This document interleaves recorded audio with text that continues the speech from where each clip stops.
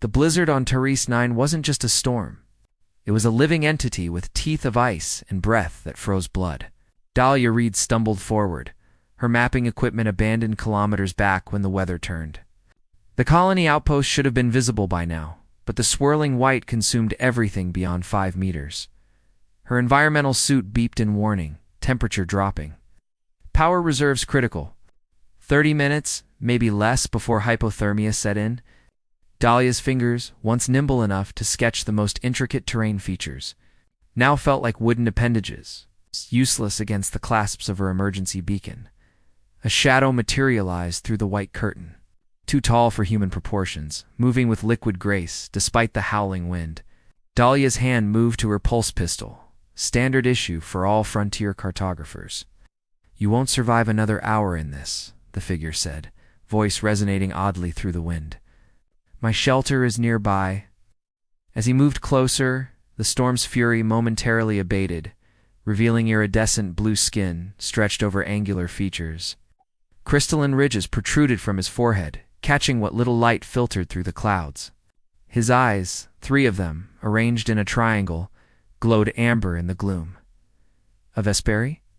One of the refugees from the Centauri conflict. Dahlia had mapped their settlement areas, but never encountered one personally.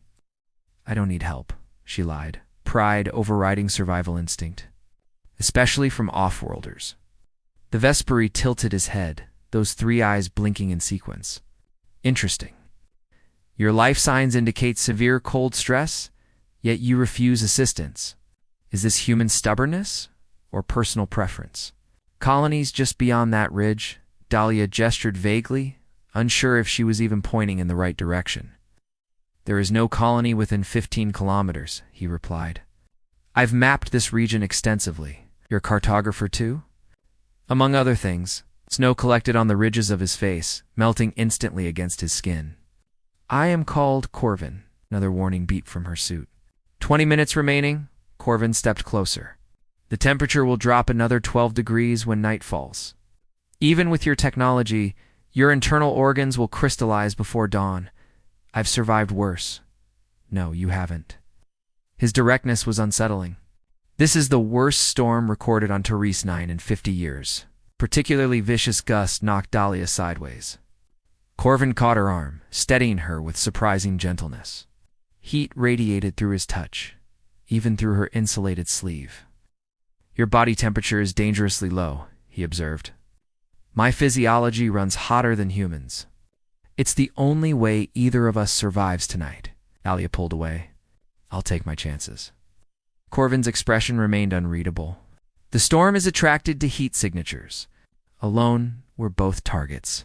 Together, my thermal regulation can mask both our signatures. Storms don't hunt people. On your world, perhaps." Corvin gestured upward where swirling clouds seemed to pulse with bioluminescence. Here, weather patterns evolved alongside predatory behaviors. "This isn't just a blizzard, it's a hunter." As if responding to his words, the winds suddenly shifted, encircling them with unnatural precision. Ice crystals formed mid-air, sharp as razors, slicing through the sleeve of Dahlia's suit. "It's found you," Corvin whispered, his central eye widening. "My shelter is our only option now." He leaned closer, his breath warm against her face. "It's the only way we survive tonight." Storm shrieked, a sound no natural phenomenon should make. Dahlia's suit gave its final warning. Her options had disappeared like the landscape around them. "Lead the way," she conceded. Following the glowing eyes of her alien savior into the heart of the storm, warmth among stranger Corvin's shelter wasn't what Dahlia expected. Instead of the prefabricated emergency units used by most offworlders, his dwelling was carved directly into a cliff face, the entrance almost invisible behind a cascade of ice. "The storm can't sense us here," he explained, pressing his palm against a section of rock that immediately began to glow blue. "The mineral composition disrupts its sensing abilities." The door slid open, revealing a surprisingly spacious chamber. Unlike the sterile functionality of human outposts, Corvin's home felt organic. Bioluminescent plants lined recessed shelves, casting soft light across curved walls covered in what appeared to be mathematical equations and detailed maps. "Hey, You're more than a cartographer, Dahlia observed, removing her damaged gloves.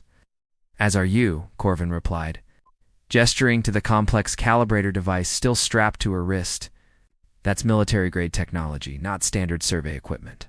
Dahlia didn't confirm or deny. Her assignment on Taris 9 wasn't entirely about mapping terrain. The central area contained a sunken pit filled with what looked like liquid metal, radiating intense heat. Corvin approached it, removing his outer garments to reveal a torso covered in the same crystalline structures that adorned his face. They pulsed with light, matching the rhythm of what Dahlia assumed was his heartbeat. You need to remove your environmental suit, he said matter-of-factly. The cold has penetrated the fabric. Your core temperature won't stabilize otherwise. Dahlia hesitated. Protocol dictated maintaining full protective gear in unknown environments. The atmosphere here is compatible with human physiology, Corvin added, correctly interpreting her reluctance. I've studied your species extensively. That's not entirely reassuring, Dahlia muttered, but her suit was already failing. With stiff fingers, she released the seals. Peeling away the frozen outer layer, Corvin approached with a garment made from a silky, reflective material. This will help. It's thermal conductive. Her fingers brushed as she accepted it, sending an unexpected jolt through her system. His skin wasn't just warm, it seemed to pulse with energy that resonated against her own. Oh, what are you really? She asked, wrapping the garment around her shoulders. Corvin guided her toward the heat pit. A scientist. An exile. Currently, your best chance at survival. The liquid metal shifted as they sat beside it, tendrils rising toward Dahlia as if curious. It won't harm you, Corvin, assured her. It responds to biological signatures, seeking to balance thermal distribution. A tendril brushed her hand, warm but not burning, leaving a tingling sensation behind. It's alive, semi-sentient, a symbiotic relationship. It provides heat. I provide mobility and nutrients. And what do I provide? Dahlia asked, suddenly aware of how close they were sitting, his alien warmth seeping into her frozen limbs. Corvin's three eyes focused on her face with unsettling intensity. Perspective. I've been alone on Taris 9 for 3 cycles. Why stay in this frozen wasteland? The same reason you're mapping it with military equipment? His outer eyes blinked. Some things are worth the cold. Outside, the storm howled with renewed fury, as if angered by their escape. Dahlia shivered despite the warmth. Corvin moved closer, his arm brushing hers. Rest. The storm peaks at midnight, against her training and better judgment. Dahlia found herself leaning into the strange, comforting heat of the alien beside her, wondering which was more dangerous, the predatory storm outside, or the growing connection. She felt to this mysterious being whose warmth was slowly bringing her back to life. Whispers in the dark midnight brought the storm's crescendo. Wind screamed against the cliff dwelling, searching for entry points with almost sentient determination. The temperature outside plummeted so rapidly that ice crystals formed on the interior. Walls, despite the heat pit's efforts, Dahlia sat wrapped in Corvin's thermal blanket, watching as he adjusted the mineral composition of his shelter's entrance, reinforcing weak points with a crystalline substance extracted from his own palm. Your body produces that, she asked, scientific curiosity temporarily overriding caution. Corvin nodded, 3 eyes blinking in sequence. My species evolved on a tectonically unstable world. We developed symbiotic relationships with mineral compounds. He returned to sit beside her, closer than before. Your shivering has stopped. That's good. Military survival training, she explained, though they both knew it was his dwelling's warmth, perhaps his proximity responsible for her recovery. The heat pit between them bubbled gently, casting rippling shadows across their faces.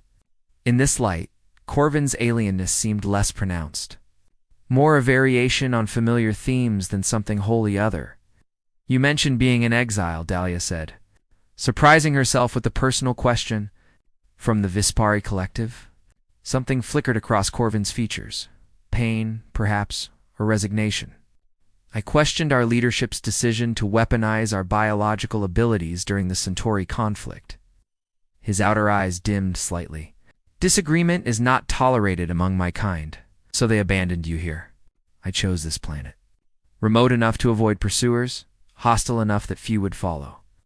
He gestured to the mathematical equations covering the walls. I continue my research in solitude. What research requires military-grade mapping technology? Corvin's expression shifted to something almost resembling a smile. What cartography mission requires the same? Stalemate. They studied each other across the narrow space, secrets hanging between them like tangible things. I was tasked with evaluating Therese 9 for a potential deep space monitoring station. Dahlia finally admitted, offering a partial truth. The storm patterns were unexpected complications. They're more than storms, Corvin said softly. They're evolving. Becoming more aggressive, more targeted. That's what I'm studying. Particularly violent gust rattled the dwelling. Dahlia instinctively moved closer to Corvin, their shoulders touching. The contact sent a pleasant warmth cascading through her system. You've been alone here for 3 years? She asked, trying to imagine such isolation. Solitude becomes its own companion eventually. His middle eye focused on her with surprising intensity. Though I find your presence unexpectedly affecting. The admission hung in the air between them. Dahlia felt a flush rise to her cheeks that had nothing to do with the heat pit. I should check my equipment, she said. Reaching for her pack, Corvin's hand caught hers, his touch sending that same electric resonance through her nerves. The power cells are depleted. They need 12 hours to recharge. His fingers remained wrapped around hers, neither of them pulling away. The storm howled outside, but within their shelter, a different kind of tension built. Not danger, but possibility. Ow. In my culture, Corvin said, his voice lower, sharing warmth is the deepest form of trust. In mine, Dahlia responded, her voice barely above a whisper. It depends on who's doing the sharing. Their eyes met her 2 to his 3, across what suddenly seemed an infinitesimal distance. Outside their sanctuary, the world was frozen hostility. Inside, something entirely different was thawing. Corvin's crystalline ridges pulsed with soft blue light as he deliberately moved closer, giving her every opportunity to pull away. Dahlia didn't. Instead, she found herself leaning forward. Curiosity and connection overriding years of training to maintain professional distance. Their foreheads touched first, an unexpectedly intimate gesture that sent waves of pleasant warmth radiating through Dahlia's body. Different species, different worlds, yet in that moment, something fundamental aligned between them. 2 souls finding unexpected recognition in the most hostile place imaginable. Dangerous revelations' dawn arrived. Not with brightness, but with a subtle shift in the storm's voice from shrieking fury to low, persistent moaning. Dahlia woke wrapped in both the thermal blanket and Corvin's arms. Their bodies intertwined in the soft depression beside the heat pit. The intimacy of their position should have alarmed her. But instead she found herself studying his sleeping form with fascination. In repose, his 3 eyes were closed, crystalline ridges dimmed to a soft glow that pulsed in slow rhythm. His face appeared almost peaceful, the alien features somehow becoming familiar overnight. Their connection had deepened in the darkness, moving from cautious conversation to gentle exploration. His touch had been hesitant at first, then increasingly confident as he discovered what pleased her. The differences between their bodies had created not obstacles, but new forms of pleasure, his crystalline ridges radiating heat that seemed to resonate with her own energy. Now, in the half-light of morning, Dahlia carefully extracted herself from his embrace. Professional training reasserted itself. Whatever had happened during the night, she still had a mission to complete. Her equipment needed checking, communications reestablished with base. She moved to the entrance, peering through a small viewing portal. The storm had subsided enough to reveal the landscape and something else. Dark figures moving across the snow, following what appeared to be a detection grid. Their environmental suits bore no colony markings. They've found me. Corvin's voice came from behind her, all 3 eyes now open and alert.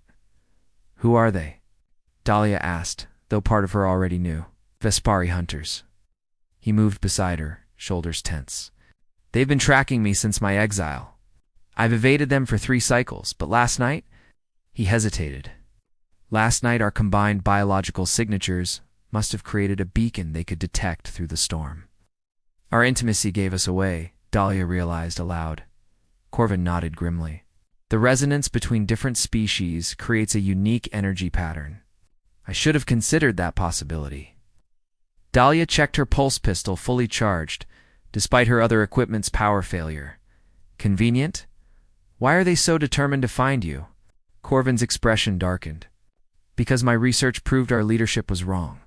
Our biological abilities aren't weapons. They're meant for healing, for connection. I discovered ways to reverse the weaponization process. His outer eyes focused on the approaching hunters while his central eye remained fixed on her. Knowledge that would end their military advantage. Understanding dawned cold and clear, and my superiors want that advantage. Your mapping mission was never about monitoring stations? Not entirely, no. Dahlia's grip tightened on her weapon. I was sent to assess Vespari capabilities and locate any isolated individuals who might be ... cooperative. You were sent to find someone like me. Their eyes met. The intimacy of the night colliding with the harsh realities of morning. I didn't know it would be you, she whispered. I didn't know ... Outside. The hunters paused, detection equipment sweeping toward the cliff face. They would find the hidden entrance soon. Have to make contact with my team, Dahlia said, professional mask slipping back into place. They can extract us both. Protect you? Protect me? Corvin's laugh held no humor. Or study me.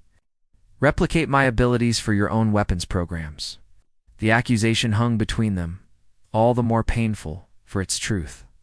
I can negotiate terms, she insisted. Asylum, research opportunities. You'd be safe as a laboratory specimen. Corvin moved away from her, toward the back of the dwelling where a concealed panel slid open at his touch. I prepared for this day. There's another exit. Decision time. Dahlia could activate her emergency beacon, summon her extraction team, complete her mission. Advancement, accolades. The gratitude of superiors who never expected her to actually succeed in finding a cooperative, Vespari. Or she could follow this alien who had saved her life, whose touch still resonated through her body into an uncertain future. Outside, detection equipment beeped as the hunters discovered the hidden entrance. Time had run out. The path forward? We have approximately 3 minutes before they breach the outer seal. Corvin said, his voice unnervingly calm as he gathered essential supplies. Your choice must be made now, Dahlia Reed. The way he said her full name sent an unexpected shiver through her. Not of fear, but recognition. In those syllables lay everything that had passed between them. Danger. Warmth. Connection. Dahlia's training screamed at her to complete the mission. To remember her oaths to Earth Coalition forces. Yet something deeper whispered of other loyalties. Other possibilities. Her fingers moved to her wrist calibrator, military instincts taking over. With practiced precision, she adjusted settings, then pressed her emergency beacon, not the standard extraction signal, but a modified pulse that would register as equipment failure. What are you doing? Corvin asked, pausing his preparations. Buying us time. She moved to join him at the hidden exit. This will show my suit malfunctioned. They'll search for me as a missing agent, not a defector. It gives us a head start. Surprise and something warmer flickered across Corvin's 3 eyes. Us. The storm's teachings apply to more than survival, Dahlia said, checking her weapon. Sometimes separate entities must combine to become something stronger. The hidden tunnel sloped steeply downward, illuminated by the same bioluminescent plants that adorned Corvin's dwelling. The passage was narrow, requiring them to move in single file, Corvin leading with Dahlia close behind. This connects to a network of thermal caves beneath the glacier, he explained. The hunters can't track us there, too much interference from geothermal activity. Behind them, the muffled sound of the outer door being breached echoed down the tunnel. Dahlia quickened her pace. They emerged into a vast cavern where steam rose from pools of bubbling liquid similar to Corvin's heat pit. But on a massive scale, the ceiling sparkled with crystal formations that reflected light in hypnotic patterns. It's beautiful, Dahlia breathed, momentarily forgetting their pursuers. My people would have weaponized even this, Corvin said bitterly, guiding her along a narrow path between the pools. Everything we touch becomes a means to dominate others. Not everything, Dahlia said softly, reaching for his hand. Not last night. Their fingers intertwined, his crystalline structures pulsing in time with her heartbeat. The resonance between them seemed stronger now, as if their brief intimacy had established a connection that transcended physical contact. There's a settlement on the southern continent, Corvin said as they navigated deeper into the cave system. Beings from a dozen worlds who seek neutrality in the ongoing conflicts. We would be unexpected, but not unwelcome. Together. Dahlia asked, the word carrying more weight than its single syllable suggested. Corvin paused, turning to face her fully. All three eyes focused on her with an intensity that made her breath catch. What we experienced, the resonance between us. It isn't common, even among compatible species. His voice lowered. Last night wasn't merely survival or curiosity, Dahlia read. The sound of distant pursuers echoed through the caves. Their moment of truth had arrived, both for their escape and for what existed between them. I was sent to find a weapon, Dahlia said, meeting his gaze steadily. Instead, I found something I never knew to look for. She leaned forward, pressing her forehead against his, and the gesture she now understood was deeply meaningful to his kind. The crystalline ridges along his face brightened in response, warmth flowing between them. The southern settlement, then, she whispered against his skin, and whatever comes after. Their path forward would be dangerous, hunted by two different forces. Navigating an inhospitable world, building something neither of their kinds had anticipated. But as they moved deeper into the caves, hands linked, warmth shared, Dahlia realized some connections were worth the risk. Behind them, the storm began to build again, as if mourning their departure or celebrating their union. But this time, they faced it together. No longer refused, no longer alone.